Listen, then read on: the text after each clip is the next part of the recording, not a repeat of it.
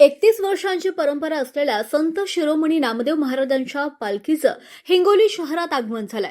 संत नामदेवांची जन्मभूमी असलेल्या नरसी येथून काल ही पालखी निघाली होती. पहिला मुक्काम संत नामदेवांच्या घरी नरसी येथे केल्यानंतर आज या पालखीचा दुसरा मुक्काम हिंगोलीत होणार आहे. या पालखीचं हिंगोलीत आगमन होताच हिंगोली पालिकेच्या वतीनं नामदेवांच्या पालखीचे फटाक्यांची आतिषबाजी करत ढोल ताशांच्या गजरात स्वागत करण्यात आलंय.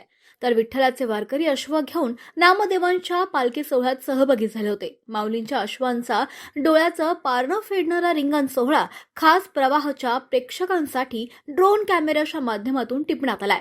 हा रिंगण सोहळा पाहण्यासाठी हिंगोलीकरांनी मोठी गर्दी केली होती. यावेळी नामदेवांच्या जयघोषानं संपूर्ण परिसर भक्तिमय झाला होता. यानंतर ही पालखी पुढे पंढरपूरच्या दिशेनं प्रस्थान करणार आहे.